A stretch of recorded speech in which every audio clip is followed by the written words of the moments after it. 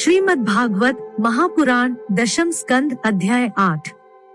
श्रीमद् भागवत महापुराण दशम स्कंद अष्टम अध्याय। नामकरण, संस्कार और बाल लीला। श्री शुकदेव जी कहते हैं, परीक्षित, यदुवंशियों के कुल पुरोहित थे श्री गर्गाचार्य जी। वे बड़े तपस्वी थे। वसुदेव जी की प्रेरणा से वे एक दिन नंद बाबा के गोकुल में आए। उन्हें देखकर नंद बाबा को बड़ी प्रसन्नता हुई। वे हाथ जोड़कर उठ खड़े हुए, उनके चरणों में प्रणाम किया। इसके बाद ये स्वयं भगवान ही है, इस भाव से उनकी पूजा की। जब गर्गाचार्य जी आराम से बैठ गए और विधि पूर्वक उनका आतिथ्य सत्कार हो गया, तब नंद बाबा ने बड़ी ही मधुर वाणी से उनका अभिनंदन किया और कहा, भगवान, आप तो स्वयं पूर्ण काम हैं, फिर मैं आपकी क्या सेवा करूं? आप जैसे महात्माओं का हमारे जैसे गृहस्थों के घर आ जाना ही हमारे परम कल्याण का कारण है।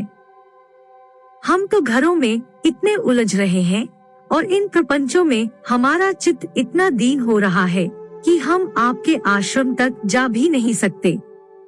हमारे कल्याण के सिवा आपके आगमन का और कोई हेतु नहीं है। प्रभु, जो बात साधारणतः इंद्रियों की पहुंच के बाहर है अथवा भूत और भविष्य के गर्भ में निहित है, वह भी ज्योतिष शास्त्र के द्वारा प्रत्यक्ष जान ली जाती है। आपने उसी ज्योतिष शास्त्र की रचना की है। आप ब्रह्मवेत्ताओं में श्रेष्ठ हैं। इसलिए मेरे इन दोनों बालकों का नामकरण आदि संस्कार आप ही कर दीजिए, क्योंकि ब्राह्मण जन्म से ही मनुष्य मात्र का गुरु है। गर्गाचार्य जी ने कहा, नंद जी, मैं सब जगह यदुवंशियों के आचार्य के रूप में प्रसिद्ध हूँ। यदि तुम्हारे पुत्र के संस्कार करूँगा तो लोग समझेंगे कि यह तो देवकी का पुत्र है। कंस की बुद्धि बुरी है, वह पाप ही सोचा करती है। वसुदेव जी के साथ तुम्हारी बड़ी घनिष्ठ मित्रता है। जब से देवकी की कन्या से उसने यह बात सुनी है कि उसको मारने वाला और कहीं पैदा हो गया है, तब से वह यही सोचा करता है कि देवकी के 8वें गर्भ से कन्या का जन्म नहीं होना चाहिए। यदि मैं तुम्हारे पुत्र का संस्कार कर दूं और वह इस बालक को वसुदेव जी का लड़का समझकर मार डाले तो हमसे बड़ा अनर्थ हो जाएगा।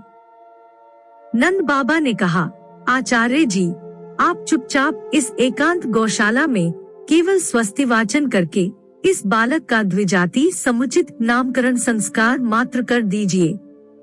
औरों की कौन कहे, मेरे सगे संबंधी भी इस बात को न जानने पावे। श्री शुकदेव जी कहते हैं, गर्गाचार्य जी तो संस्कार करना चाहते ही थे। जब नंद बाबा ने उनसे इस प्रकार प्रार्थना की, तब उन्होंने एकांत में छिपकर गुप्त रूप से दोनों बालकों का नामकरण संस्कार कर दिया। गर्गाचार्य जी ने कहा, यह रोहिणी का पुत्र है, इसलिए इसका नाम होगा रोहिणे। यह अपने सगे संबंधी और मित्रों को अपने गुणों से अत्यंत आनंदित करेगा, इसलिए इसका दूसरा नाम होगा राम। इसके बल की कोई सीमा नहीं है, अतः इसका एक नाम बल भी है। यह यादवों में और तुम लोगों में कोई भेदभाव नहीं रखेगा और लोगों में फूट पड़ने पर मेल करवाएगा, इसलिए इसका एक नाम संकर्षण भी है। और यह जो सावला सावला है, यह प्रत्येक युग में शरीर ग्रहण करता है। पिछले युगों में इसने क्रमशः श्वेत, रक्त और पीत, ये 3 विभिन्न रंग स्वीकार किए थे। अब की बार यह कृष्ण वर्ण हुआ है, इसलिए इसका नाम कृष्ण होगा। नंद जी, यह तुम्हारा पुत्र पहले कभी वसुदेव जी के घर भी पैदा हुआ था, इसलिए इस रहस्य को जानने वाले लोग इसे श्रीमान वासुदेव भी कहते हैं। तुम्हारे पुत्र के और भी बहुत से नाम हैं तथा रूप भी अनेक हैं। इसके जितने गुण हैं और जितने कर्म, उन सब के अनुसार अलग अलग नाम पड़ जाते हैं। मैं तो उन नामों को जानता हूँ, परंतु संसार के साधारण लोग नहीं जानते। यह तुम लोगों का परम कल्याण करेगा। समस्त गोप और गौओं को यह बहुत ही आनंदित करेगा। इसकी सहायता से तुम लोग बड़ी बड़ी विपत्तियों को बड़ी सुगमता से पार कर लोगे। ब्रजराज, पहले युग की बात है। एक बार पृथ्वी में कोई राजा नहीं रह गया था। डाकुओं ने चारों ओर लूट खसोट मचा रखी थी। तब तुम्हारे इसी पुत्र ने सज्जन पुरुषों की रक्षा की और इससे बल पाकर उन लोगों ने लुटेरों पर विजय प्राप्त की। जो मनुष्य तुम्हारे इस सांवले सलोने शिशु से प्रेम करते हैं, वे बड़े भाग्यवान हैं। जैसे विष्णु भगवान के करकमलों की छत्र छाया में रहने वाले देवताओं को असुर नहीं जीत सकते, वैसे ही इससे प्रेम करने वालों को भीतर या बाहर किसी भी प्रकार के शत्रु नहीं जीत सकते। नंद जी, चाहे जिस दृष्टि से देखें, गुण में, संपत्ति और सौंदर्य में, कीर्ति और प्रभाव में तुम्हारा यह बालक साक्षात भगवान नारायण के समान है। तुम बड़ी सावधानी और तत्परता से इसकी रक्षा करो। इस प्रकार नंद बाबा को भली भांति समझाकर, आदेश देकर गर्गाचार्य जी अपने आश्रम को लौट गए। उनकी बात सुनकर नंद बाबा को बड़ा ही आनंद हुआ। उन्होंने ऐसा समझा कि मेरी सब आशालालसाएं पूरी हो गई, मैं अब कृतकृत्य हूँ। परीक्षित, कुछ ही दिनों में राम और श्याम घुटनों और हाथों के बल बकैया चल चलकर गोकुल में खेलने लगे। दोनों भाई अपने नन्हे नन्हे पांवों को गोकुल की कीचड़ में घसीटते हुए चलते। उस समय उनके पांव और कमर के घुंघरू रुनझुन बजने लगते। वह शब्द बड़ा भला मालूम पड़ता। वे दोनों स्वयं वह ध्वनि सुनकर खिल उठते। कभी कभी वे रास्ते चलते किसी अज्ञात व्यक्ति के पीछे हो लेते। फिर जब देखते कि यह तो कोई दूसरा है, तब झक से रह जाते और डरकर अपनी माताओं रोहिणी जी और यशोदा जी के पास लौट आते। माताएं यह सब देख देखकर स्नेह से भर जाती। उनके स्तनों से दूध की धारा बहने लगती थी। तब उसके दोनों नन्हे नन्हे से शिशु अपने शरीर में कीचड़ का अंगराग लगाकर लौटते, तब उनकी सुंदरता और भी बढ़ जाती थी। माताएं उन्हें आते ही दोनों हाथों से गोद से लेकर हृदय से लगा लेती और स्तनपान कराने लगती। जब वे दूध पीने लगते और बीच बीच में मुस्कुरा मुस्कुराकर अपनी माताओं की ओर देखने लगते, तब वे उनकी मंद मंद मुस्कान, छोटी छोटी दंतुलियां और भोला भाला मुंह देखकर आनंद के समुद्र में डूबने उतराने लगती। जब राम और श्याम दोनों कुछ और बड़े हुए, तब ब्रज में घर के बाहर ऐसी ऐसी बाल लीलाएं करने लगे, जिन्हें गोपियां देखती ही रह जाती। जब वे किसी बैठे हुए बछड़े की पूंछ पकड़ लेते और बछड़े डरकर इधर उधर भागते, तब वे दोनों और भी जोर से पूंछ पकड़ लेते और बछड़े उन्हें घसीटते हुए दौड़ने लगते। गोपियां अपने घर का काम धंधा छोड़कर यही सब देखती रहती और हंसते हंसते लोटपोट होकर परम आनंद में मग्न हो जाती। कन्हैया और बलदाऊ दोनों ही बड़े चंचल और बड़े खिलाड़ी थे। वे कहीं हिरण, गाय आदि सींग वाले पशुओं के पास दौड़ जाते, तो कहीं धधकती हुई आग से खेलने के लिए कूद पड़ते। कभी दांत से काटने वाले कुत्तों के पास पहुंच जाते, तो कभी आंख बचाकर तलवार उठा लेते। कभी कुएं या गड्ढे के पास जल में गिरते गिरते बचते, कभी मोर आदि पक्षियों के निकट चले जाते और कभी कांटों की ओर बढ़ जाते थे। माताएं उन्हें बहुत बरजती, परंतु एक न चलती। ऐसी स्थिति में वे घर काम धंधा भी नहीं संभाल पाती। उनका चित्त बच्चों को भय की वस्तुओं से बचाने की चिंता से अत्यंत चंचल रहता था। राजर्षि कुछ ही दिनों में यशोदा और रोहिणी के लाडले लाल घुटनों का सहारा लिए बिना अनायास ही खड़े होकर गोकुल में चलने फिरने लगे। ये ब्रजवासियों के कन्हैया स्वयं भगवान हैं, परम सुंदर और परम मधुर। अब वे और बलराम अपनी ही उम्र के ग्वाल बालों को अपने साथ लेकर खेलने के लिए ब्रज में निकल पड़ते और ब्रज की भाग्यवती गोपियों को निहाल करते हुए तरह तरह के खेल खेलते। उनके बचपन की चंचलताएं बड़ी ही अनोखी होती थीं। गोपियों को तो वे बड़ी ही सुंदर और मधुर लगती। एक दिन सबकी सब इकट्ठी होकर नंद बाबा के घर आई और यशोदा माता को सुना सुनाकर कन्हैया के करतूत कहने लगी। अरे यशोदा, यह तेरा कान्हा बड़ा नटखट हो गया है। गाय दुहने का समय न होने पर भी यह बछड़ों को खोल देता है और हम डांटती हैं तो ठठाठ ठाकर हंसने लगता है। यह चोरी के बड़े बड़े उपाय करके हमारे मीठे मीठे दही दूध चुरा चुरा कर खा जाता है।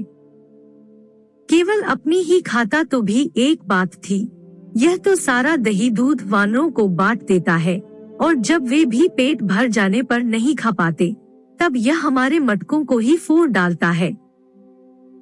यदि घर में कोई वस्तु इसे नहीं मिलती तो यह घर और घर वालों पर बहुत खींचता है और हमारे बच्चों को रुलाकर भाग जाता है। जब हम दही दूध को छीकों पर रख देती हैं और इसके छोटे छोटे हाथ वहां तक नहीं पहुंच पाते, तब यह बड़े बड़े उपाय रचता है। कहीं दो चार पीढ़ों को एक के ऊपर एक रख देता है, कहीं उखल पर चढ़ जाता है तो कहीं उखल पर पीढ़ा रख देता है। जब इतने पर काम नहीं चलता तब यह नीचे से ही उन बर्तनों में छेद कर देता है।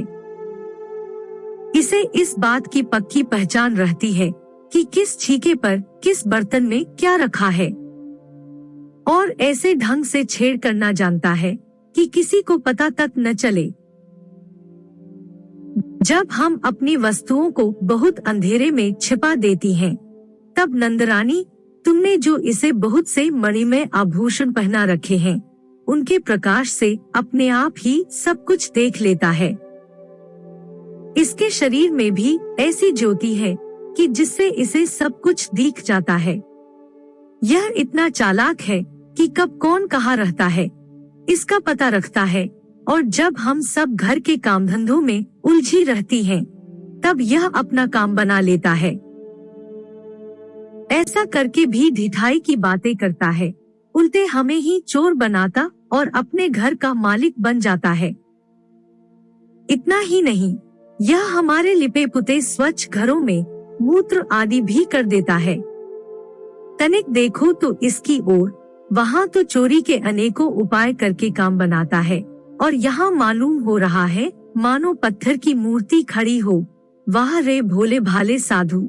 इस प्रकार गोपियाँ कहती जाती और श्री कृष्ण के भी चकित नेत्रों से मुखमंडल को देखती जाती। उनकी यह दशा देखकर नंदरानी यशोदा उनके मन का भाव ताड़ लेती और उनके हृदय में स्नेह और आनंद की बाढ़ आ जाती। वे इस प्रकार हंसने लगती कि अपने लाडले कन्हैया को इस बात का उलाहना भी न दे पाती, डांटने की बात तक नहीं सोचती। एक दिन बलराम आदि ग्वाल बाल श्री कृष्ण के साथ खेल रहे थे। उन लोगों ने माँ यशोदा के पास आकर कहा, माँ, कन्हैया ने मिट्टी खाई है।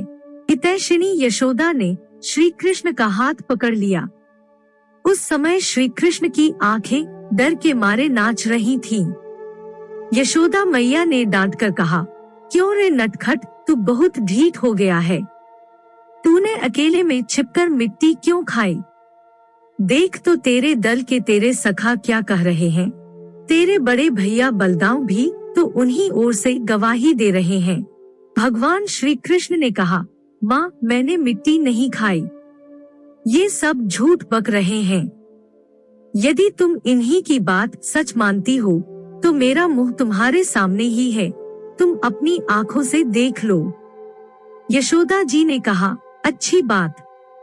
यदि ऐसा है तो मुंह खोल। माता के ऐसा कहने पर भगवान श्री कृष्ण ने अपना मुंह खोल दिया। परीक्षित, भगवान श्री कृष्ण का ऐश्वर्य अनंत है। वे केवल लीला के लिए ही मनुष्य के बालक बने हुए हैं।